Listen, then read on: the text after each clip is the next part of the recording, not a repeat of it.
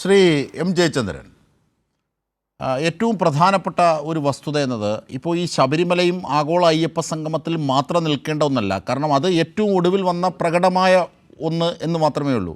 പക്ഷേ തുടരുന്ന ക്ഷേമപ്രവർത്തികൾ, വികസന പദ്ധതികൾ, ജനങ്ങൾക്ക് ലഭിക്കുന്ന ആനുകൂല്യങ്ങൾ, ഇതൊക്കെ ജനങ്ങൾ തൊട്ടറിയുകയാണ്. ഇതിൻ്റെ ഭാഗമാണ് യഥാർത്ഥത്തിൽ ശബരിമലയിലും സംഭവിക്കുന്നത്. അതിൻ്റെ തുടർച്ചയാണ്, അതിൻ്റെ വികാസമാണ്.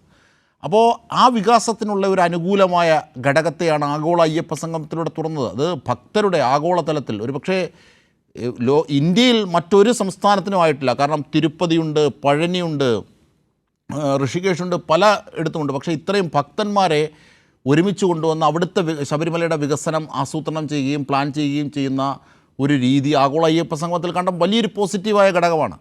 അത് ദേവസ്വം ബോർഡിൻ്റേതാണ്, എന്നാലും അത് സർക്കാരിന് ആ അർത്ഥത്തിൽ അഭിമാനിക്കാവുന്നതാണ്. കാരണം അവരുടെ വികസനത്തിൻ്റെ തുടർച്ചയാണ്. അപ്പോൾ ഇത് മാത്രമല്ല, യഥാർത്ഥത്തിൽ ഒരു വലിയ പദ്ധതിയുടെ പന്ഥാവിൻ്റെ ഏറ്റവും ഒടുവിലത്തെ വശമാണ് നാം കണ്ടത്. അതാണ് NSSലൂടെയും SNDPയിലൂടെയും KPMSലൂടെയും അടക്കം നേരത്തെ പറഞ്ഞ വിവിധ ഘടകങ്ങൾ സാമൂഹികമായി എത്തുന്നത്. അതിനെ അങ്ങനെ കാണണ്ടേ? അതിനെ കണ്ണടച്ചിരുട്ടാക്കാമോ കോൺഗ്രസ് വിചാരിക്കുന്നത് പോലെ? പക്ഷേ കോൺഗ്രസിന് അന്താളിപ്പും ഭയവും ഒക്കെ ഉണ്ട്. ഇന്നത്തെ പ്രതികരണത്തിൽ നമ്മളത് കണ്ടതാണ്.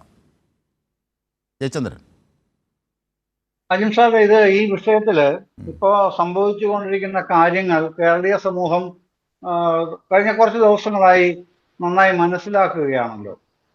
ഇവിടെ വരുന്നത് ഈ ഈ സ്പെസിഫിക് ആയിട്ട് ഈ വിഷയം തന്നെ എടുത്താൽ മതി. സ്ത്രീ പ്രവേശന വിഷയം.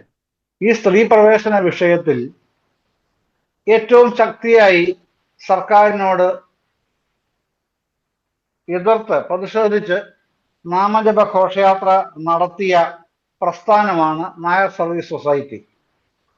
അപ്പൊ ആ നായർ സർവീസ് സൊസൈറ്റി ഇപ്പോ സർക്കാരിന്റെ ഇക്കാര്യത്തിലുള്ള നിലപാടുകൾ എങ്ങനെയൊക്കെയാണ്, ഏതേതൊക്കെയാണ് എന്ന് അക്കമിട്ട് പറയുന്ന ഒരു നിലപാട് സ്വീകരിച്ചത് സ്വമേധയാ അദ്ദേഹം മാധ്യമങ്ങളെ കണ്ടതല്ല.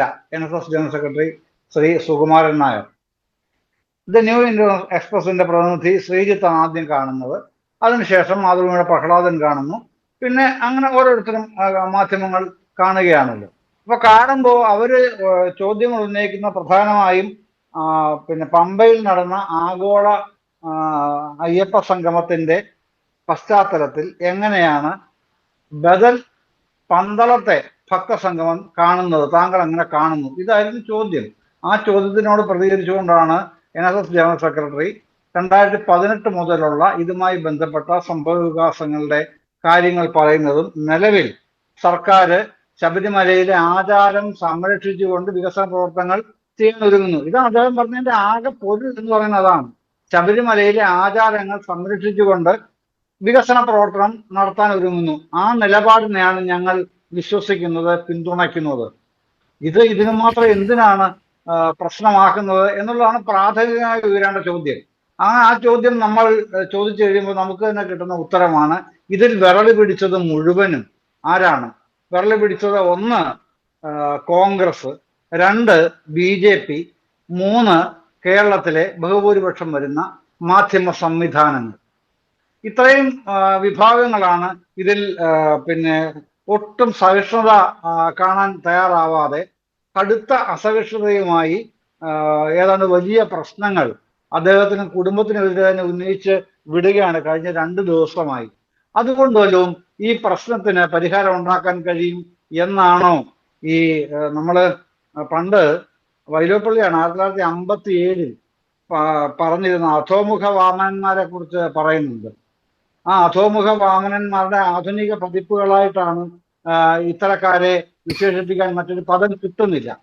അത്തരത്തിലാണ് കേരളത്തിൽ സുഗമമായി നടക്കേണ്ട ഒരു തീർത്ഥാടന കാലത്തിന്റെ പ്രാരംഭത്തിലാണ് മാസ്റ്റർ പ്ലാനിന്റെ വലിയൊരു സാധ്യതകൾ തേടിക്കൊണ്ട് ശബരിമലയുടെ വികസനത്തിന് 3 സെഷനുകളായി 20-ാം തീയതി സർക്കാർ ചർച്ച ചെയ്യുന്നത്. അത് MLA സൂചിപ്പിച്ചതുപോലെ, ദിനേഷ് കുമാർ സൂചിപ്പിച്ചതുപോലെ മാസ്റ്റർ പ്ലാൻ ഒരു ചർച്ച, മറ്റേ ക്രൗഡ് മാനേജ്മെന്റ് വേറൊരു ചർച്ച, പിൽഗ്രിം ടൂറിസം വേറൊരു ചർച്ച. ഇങ്ങനെയാണല്ലോ 20-ാം തീയതി നടത്തിയത്. അതിന്റെ ബദലായിട്ടാണല്ലോ 22-ന് ഇപ്പോഴത്തെ ബദൽ അയ്യപ്പ സംഗമം വന്നത്. ആ അയ്യപ്പ സംഗമത്തിൽ എന്താണ് മുമ്പോട്ട് വെച്ചതെന്നുള്ളത് കണ്ടതാണ്. എന്താണ് വർഗീയ ഭ്രാന്തനാണ്, മതഭ്രാന്തനാണ് വാവർ എന്ന് പറഞ്ഞ് വിഷം തുപ്പുന്ന ഒരു പിന്നെ വർഗീയ വിദ്വേഷ പ്രചാരകനായ പേരെന്താണ്, ഒരു മഹർഷി എന്നാണ് ഒടുവിൽ ആ ചെങ്കൂട്ടുകുണത്തിന്റെ ആശ്രമത്തിൽ ഉള്ള ശാന്താനന്ദ ശാന്താനന്ദ മഹർഷി. മഹർഷി.